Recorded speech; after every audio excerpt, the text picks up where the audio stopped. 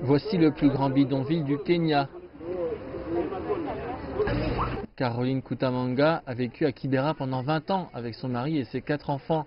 Aujourd'hui, ce sont des sans-abri.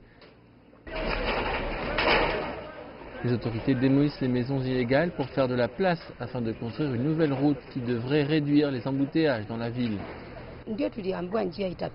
On nous a dit que la route était en construction mais que notre maison n'allait pas être démolie. Tout ce matin, alors que nous dormions, nous ne savions pas ce qui était en train d'arriver. Les enfants n'avaient même pas mangé. Nous avons entendu les camions détruire la propriété et nous avons fui. La construction a commencé en 2016. Des maisons avaient été démolies à cette époque. Cette fois, les habitants disent qu'ils n'ont pas été bien avertis pour évacuer.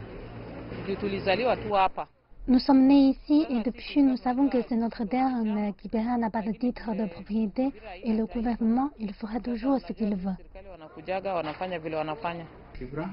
Les autorités des routes urbaines du Kenya disent qu'elles travaillent avec des groupes de défense des droits et des responsables locaux sur un projet pour reloger les personnes affectées.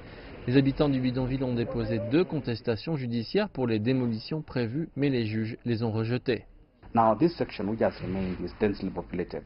Aujourd'hui, cette section qui restait est densément peuplée et elle fait environ 600 mètres. L'une des raisons pour lesquelles nous l'avons laissée en dernier, c'est parce qu'il y avait des gens là et que nous n'avions pas fait les préparatifs de départ. Nous avons dit aux gens de venir que nous allions tout préparer afin qu'ils puissent en fait se déplacer plus efficacement et que nous allions même les payer en conséquence. Ce qui est arrivé, c'est qu'ils ont refusé de venir, ils ont refusé de coopérer. Kibera est un fief du leader de l'opposition Raila Odinga. Les habitants iront lui demander conseil, mais pour le moment, ils sont dans l'incertitude jusqu'à ce qu'ils aient une idée plus claire sur ce qui arrivera ensuite.